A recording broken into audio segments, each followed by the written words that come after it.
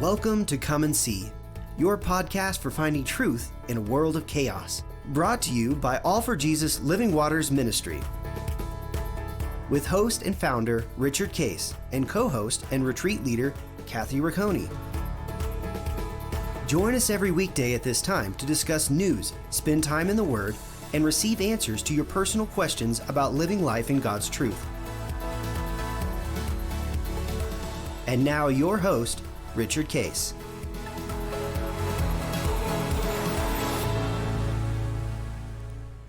Well, good morning, Kathy. Here we are, May 4th. This is an interesting day. I just actually saw this on I think it might have been Jeopardy or something. We were just kind of watching the trivia, and the question was, what day is Star Wars Day? And it is May the 4th, May right? The 4th.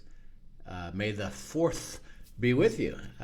Absolutely. And it became something that just grew and grew and grew. And literally, they even have conventions now. They have people dress up, show all this stuff. So Isn't that funny to think about? I don't know how old you were when the original Star Wars came out, but when the original Star Wars came out, I think I was maybe 9 years old.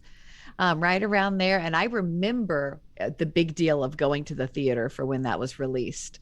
And to think that my kids are just as invested in Star Wars and even that particular one as that many years ago. Yes. It's incredible, really, what that movie did, Linda and I were in our 20s, and we already had children. And so we had a child that was, I think she was 8 or 9. And went to it. Right. So it's like, whoa, this is interesting. Right. It was really, literally incredible. But Linda is so clever and so creative that our grandchildren, as you said, it's really remarkable. It has withstood the test of time. They just get into it.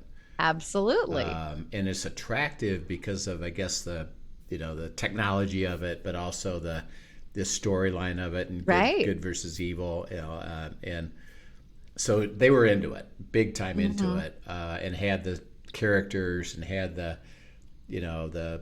ship and all this stuff, and it had watched the Joshua movies. and Caleb at my house. Yeah, lightsaber wars that went on around here. Right. So we had the lightsabers, and Linda, of course, got really very sophisticated.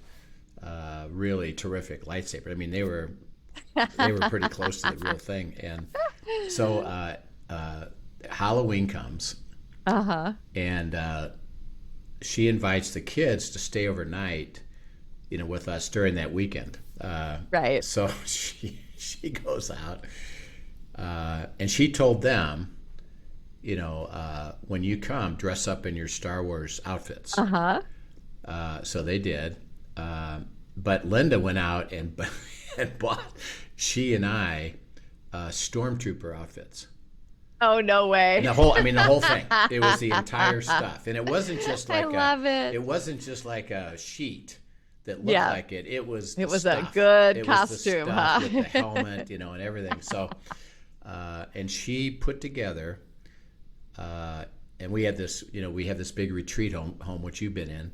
Right. That you could go all kinds of places in this house for sure. So she put together a kind of a treasure hunt that they had to go to various places to go. And there were things that they then received and did and experienced. But they would start at the front door, and then they had to go all over the house on this treasure hunt. And then what Linda and I did is we had lightsabers.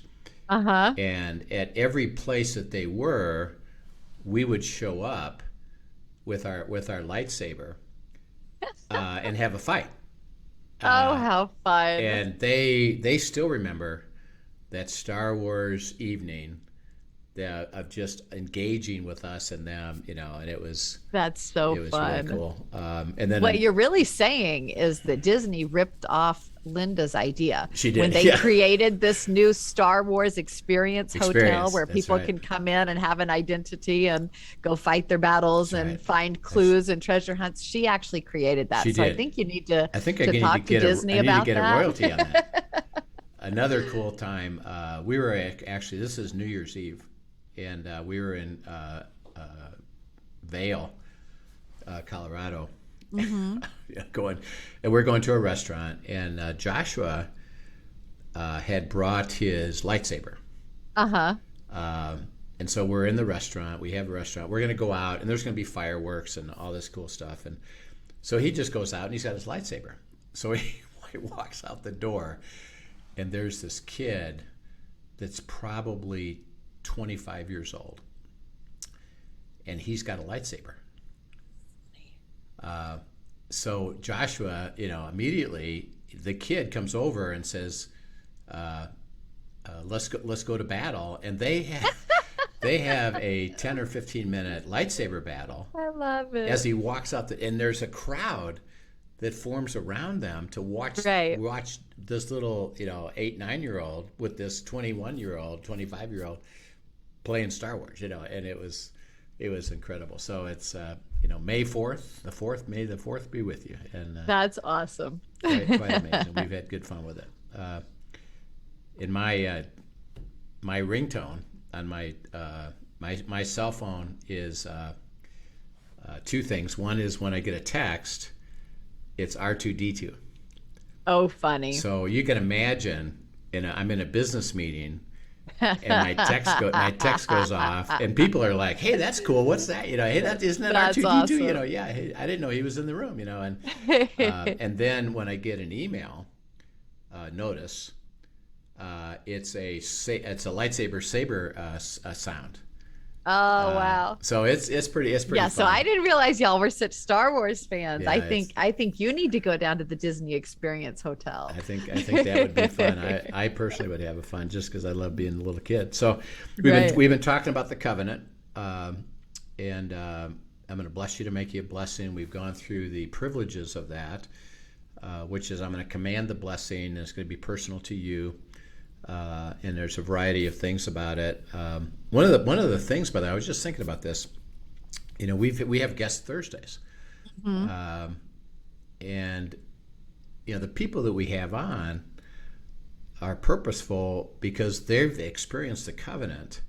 Absolutely. And every single one of them, including you, including me, when we first learned this, we were, either had difficulty, trouble, what I call mediocre, trying to live out a Christian life, but it was a struggle and burdened by a variety of things. Right. And what we get to experience in the guest is the sharing of the transformation. Yes. And the resolution and the things that were, this wasn't great, but it turned into it because one of the things that we learned and that we teach, which you have done, is the covenant. God is going to bless you to make you a blessing. Well, it's not hypothetical. It's real. And when it's real, that's why these people can share those stories. And we get the privilege of just participating and saying, look at that. Look at how God could do that.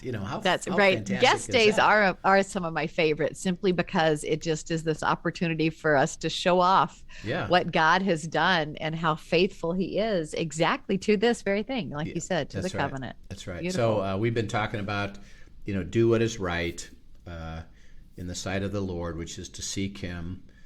I have a heart to. If you have a heart to, he'll get you there. I'll show you what's right, and it's just step by step, instruction by instruction. So it's not an oppressive thing. Where if we say, okay, do what's right, we could take that in a sense. Well, what? And we could say, I guess we got to do everything in the scriptures right. And if I do it right, then I get the covenant. And God says, no. It's walk with me. I'll reveal to you the now. Mm-hmm. What is it that I want you to do right by following me and maybe responding to what I have to do to give you purity and to give you a step of positive movement? And as you do right, you'll experience the covenant. And all you got to do is have a heart to go. By the way, what? Continue to do right. by doing what? Right. Well, to follow what he has to say. So staying with me and just doing the next thing I tell you to do. This next statement is an important little piece of it that is it's clear, and yet as a believer in the New Testament particularly, or in America church, we have a little bit of hard time with this. So let's look at this. Philippians 1, 27 to 30. Philippians 1, 27 to 30.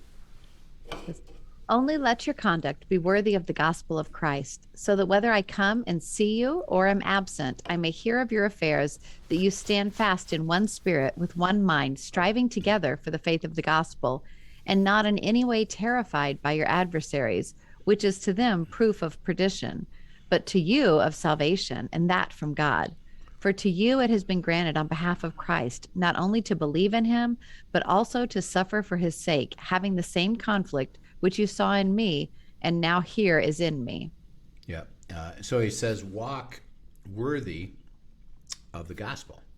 And if you do, you're going to receive all that God has for you. So as you look at, again, when you read a scripture like that, we'll walk worthy of the gospel.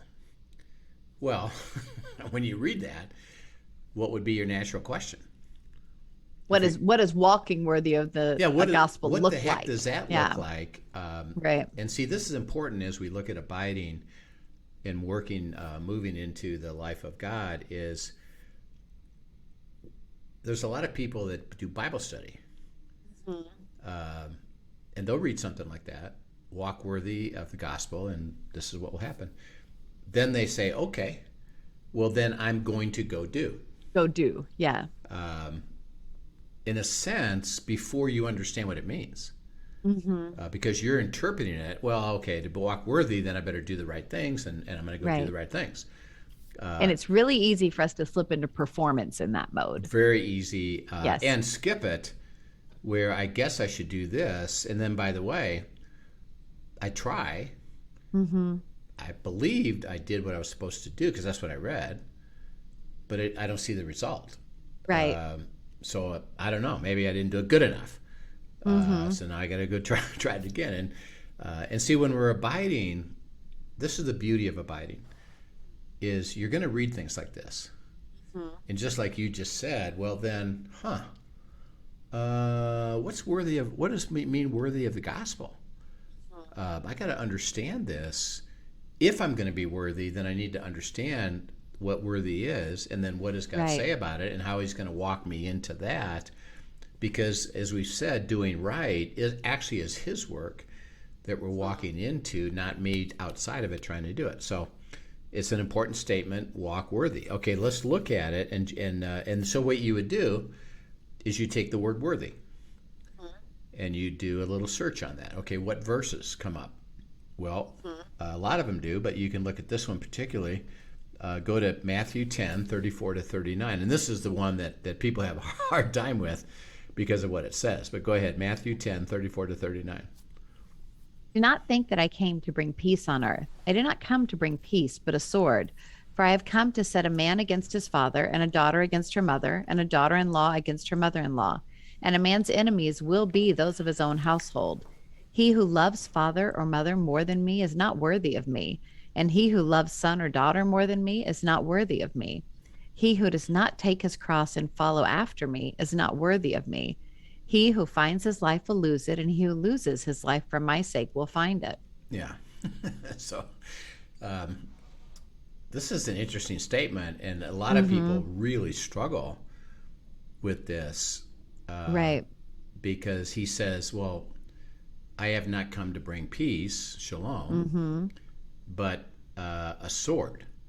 Right. Okay. Well, in your mind, first of all, you said, well, that seems completely contrary. Right, because isn't he Prince of Peace? Yeah. Isn't all of these different things? Yeah. Well, my church has said it's to always go to peace and never to bring a sword or opposition, or division. And then, by the way, we learn Isaiah 9, the Christmas verse. He's the Prince of what? Of Peace. For unto us a child is born. He's the Prince of Peace. John 14, 27 says, I've come to bring you what? Peace. Peace. Bring you shalom. Not as the world gives you, but as I give it to you. So on the surface, it seems contradictory. Which is an invitation to abide and press in. So you've started with, you have to walk worthy of the gospel. You looked and said, okay, I need to know what worthy is. It comes to this verse, and it seems, well, wait a minute. Even that by itself seems contradictory. Right. So you can imagine, by the way, by this time, what do most Christians do? Dismiss those verses as just too difficult to understand, and they move on. Yeah, it doesn't even fit what my church teaches at all. So I guess I don't know, but I'm out. And you stop. Well, then you never can receive the truth, which is what he says: if you abide in my word, you'll know the truth, and the truth will set you free. So this is where he says, if you really fear me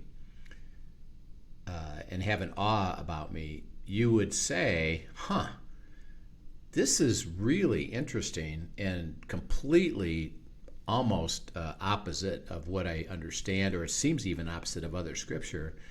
I need to know more. Right. So you would go further and say, okay, what do you have to say about this? And this is the cool thing about abiding is, see, it's not an intellectual study.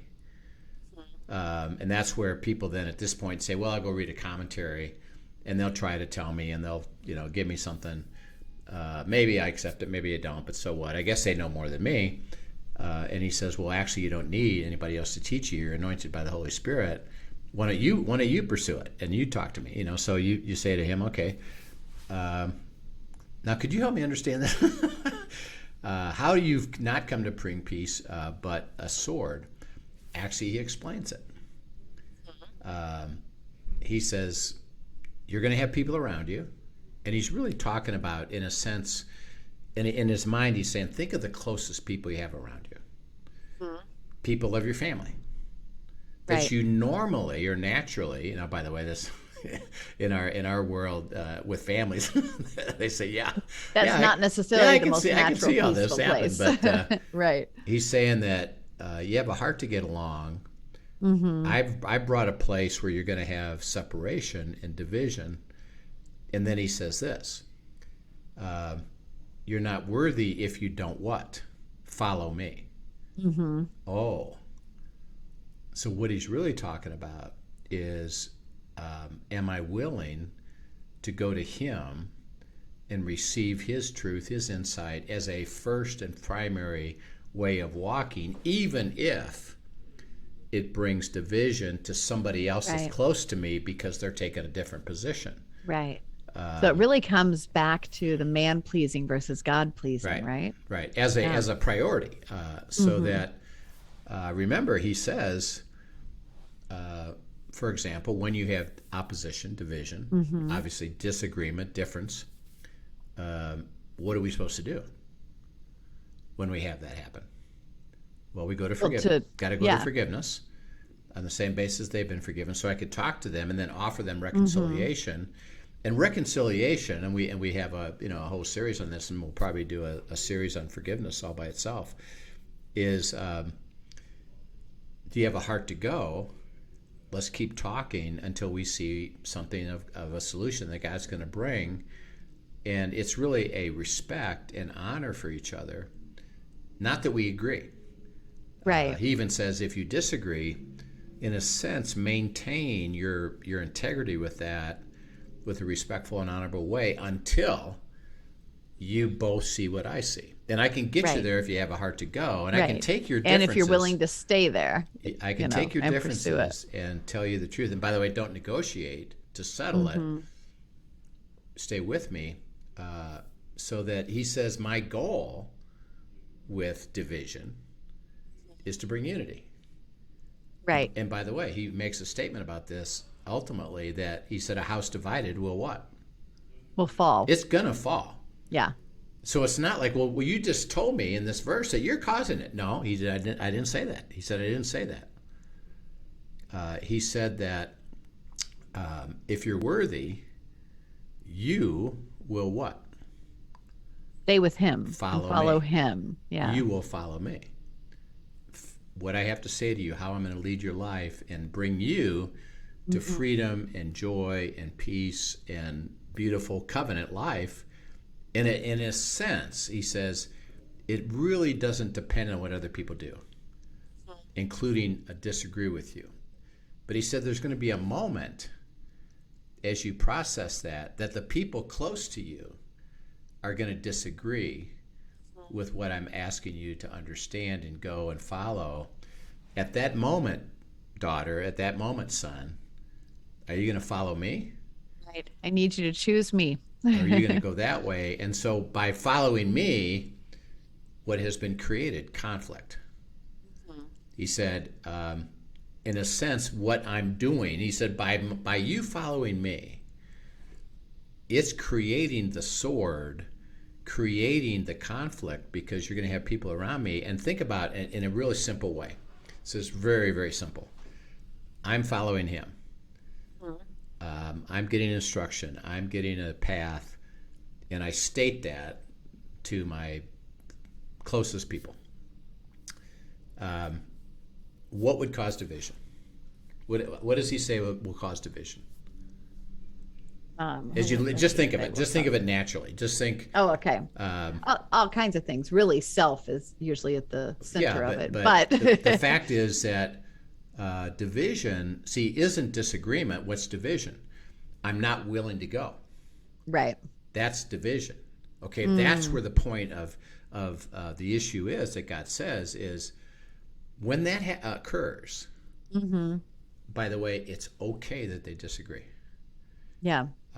And actually together, I'll lead you both to my will. And in a sense, like for a couple or for singles with their friends, I'm using division to help guide both of you to my truth. And that's why I need you to speak up, speak the truth. Right. And in fact, that division can play into timing of him delivering certain things and him just getting you down another path, all kinds of different avenues that can play out until he brings unity if you're both willing to go to unity. If you're willing to go. So that what he's saying is at that moment, okay, it's okay we disagree. The disagreement is being, I really should have said disagreement, not division, is being used to bring us to God's will. If they're not willing to go, no, I will not discuss this with you any further. You either do what I want or not. He says what? You got to let that turn into division and go ahead. Let the conflict be. Right. It's about, do you have a heart to follow me? And by the way, I'm going to use you to invite others, to come to that place, but don't get trapped by it. So that I'm involved with a guy who's been called into a church scenario where there's a conflict between a church member and a pastor. And it's pretty severe, up even to the point of they're starting to get into a legal, like lawsuits and stuff like that. It's really, wow. it's awful. But this person's being called in to try to mediate that around, well, let's go back to a biblical process. And he says, I'm not even discussing what you're thinking. Let me just help you process it. Right. Okay, now I ask him why. Well, God's asked me to. Because he said, I actually would rather not. Right. Because I'm not sure where this is going to go. And I said, okay. So you're being a sheepdog. You're the messenger. I said, if you're a sheepdog, by the way, don't take on the burden of that. Right. But your priority is to do what? Whatever the shepherd tells you. Follow him, which will make him worthy. See, worthy why? Well, because I have a heart to go. Now he said he goes into it, and they kind of reject him on both sides of it. No, we don't want to. What you're doing isn't right. We're not gonna. Why don't you help us do this? Well, the father is saying, no, this is my instruction. So you are now going to have conflict with these people that I've asked you to send to, and you weren't even asking for it. Let it be. Let the conflict be. Let the division be. Or are you going to cave to try to make them feel better or are you going to come and follow me? Division occurs when they say no. Right. And he says, are you okay with that? If you're worthy, you'll say what? Okay. Then I'm not going to cave to what they want. Father, what do you have? Worthy of the gospel. It's really interesting. And he defines it. And he's not saying, by the way, I'm purposely causing conflict with your family. Right. He's just saying, as you follow me, there's going to be situations where your friends, people around you, they're going to disagree with you. Right. Okay. Process it well. Mm-hmm. Invite them to walk with you. By the way, do you have a heart to listen? Right. And make sure you're listening. Yes. Yeah, that you're processing, you're respectful, you're honorable. Mm-hmm. You're not angry because you've released the unforgiveness that you have. Right. And invite them to the process, and you join the process. I'll get you both there. Because as you look at Scripture, Jesus says, my preference is for you to, remember, we even talked about one of the benefits of the covenant is what? Shalom. Peace. Mm-hmm. That's the benefit of the covenant. And so what he's saying is, will you walk there? Mm-hmm. Interesting enough, he said, you can be in perfect peace with me and in deep conflict with somebody else at the same time. Right. Right. And stay with me and follow me and let me process it with you, and I'll show you what to do next, even if it causes division. And that he just kind of set up the priority of it all. That's what he said. Right. I haven't come to bring peace. What he's saying is, peace by itself isn't the objective. Truth and following him is the objective. If you do, you will have peace. Right. And you can have conflict at the same time. Don't let the conflict pull you out of the peace. Right. Right. So it's a really interesting thing is, stay with me. We talked about, seeking God, walking with God, being worthy of the gospel. And he says the worthiness is really a deep, deep, deep heart issue.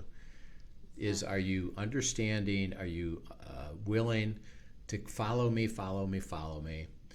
No matter what the consequences are of the world, let me guide you. And interesting enough, if you do, you'll be in the covenant. And guess what? What's one of the benefits of the covenant? Shalom, peace. Shalom, yes. It's really interesting. You'll have it. Now the other people around you won't have it. Right. But you're going to have it. And that situation may not feel like peace, but you'll be walking in peace because you're walking with him. Yes, and you'll have a sense of settledness, and you won't take the burden of it. And so he says, don't pursue shalom first. Mm-hmm. And if it suits everybody, then fine. Well, I think you better ask me. Mm-hmm. And let me guide you. And if it creates conflict, so be it. And that's why he says, I've come to set, a mother against a daughter, a father against a son. And all he's saying is that because of the truth of walking with God and receiving the covenant, being worthy means first, foremost, always, all the time, you got to follow me first. Yeah. And then process it. That's beautiful. Yeah. And even as a couple, and you and I practice this, is that when Linda and I have issues and discussions, and we have them all the time of, what do we do and what's going to happen and what decision should we make, we practice, well, honey, you go talk to God. Right. My call is to go talk to God first. We don't need to negotiate anything yet. Why don't you talk to him? Let's see what he has to say first. Yeah. Let me do it, and let me see what I understand. Now we'll start coming together, and he uses this beautiful thing called unity to confirm it. And in that place, he commands blessing too. So this is cool. We can be in disagreement, which by definition means either one of us doesn't even fully understand it, or both of us don't understand it. Right. But we're not in unity. But I'm talking to God. So does that mean that, I must be right because I'm walking with God? No. It's a process it's the heart issue. It's, am I seeking him, knowing that he'll get us the answer? I see something, she sees something, it's not the same. That's okay. The only thing that would cause division between the two of us would be what? Neither one of us say we're willing to go. Right. He said, yeah, right. now you're going to have division. Even one of you could say, well, I'm going to follow you. And the other one says, I'm not going to. Well, you're and there will be division. You're going to have division. So unity, and interesting, the process of going to unity is a sense unity around the process. Mm-hmm. And that is that, well, let's go.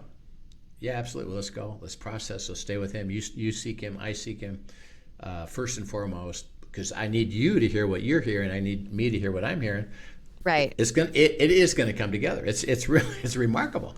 Yeah. How beautiful it is. So this issue of worthiness is really well defined if we pursue what it really means, and that is walk worthy of the gospel. How? Well, he says you're worthy if you follow me, and if you basically deny self, take up the cross and follow me. Right. I was going to say, take up the cross. That's all that surrender. Surrender. You surrender your will. Have put the to heart death to go. the flesh. Mm-hmm. And walk with me, and I'll get you there, and I'll give you covenant. And by the way, and this is really cool, if the other party says I'm willing to go, by definition, remember, I'm going to bless you to make you what? A blessing. They get and to I'll bless those who bless you. And we saw that. I'm going to bless those who bless you. Mm-hmm. They're going to get blessed. 100%. Yes. They're going to get blessed. Yeah. So it's really cool. We'll pick this up again as we talk more about this aspect of doing what's right and being worthy and choosing God. But it's really critical. So if you're listening right now and you got a question about it all and you want to pursue that further and say, I'd like to know more about this, right? Send it in. It's questions@afjministry.com, questions@afjministry.com, or on YouTube, and we'll respond, and we'd love to talk more about it. But don't let this keep you from going to, am I willing to be worthy, which is a condition of the covenant. Excellent. All right. Thanks so much for sharing. And thank you for joining us, everyone. As always, if you enjoyed today's podcast, be a friend and tell a friend. Yep. Amen. Pass it on. Have a great day, everyone. All right. See you then. Thank you for joining us for today's episode of Come and See, your podcast for truth in a world of chaos. Brought to you by All for Jesus Living Waters Ministry. Send us your questions and comments, and tune in tomorrow for more answers to your personal questions about living life in God's truth. Remember, God's will is best and none better. His truth brings peace in this world of chaos.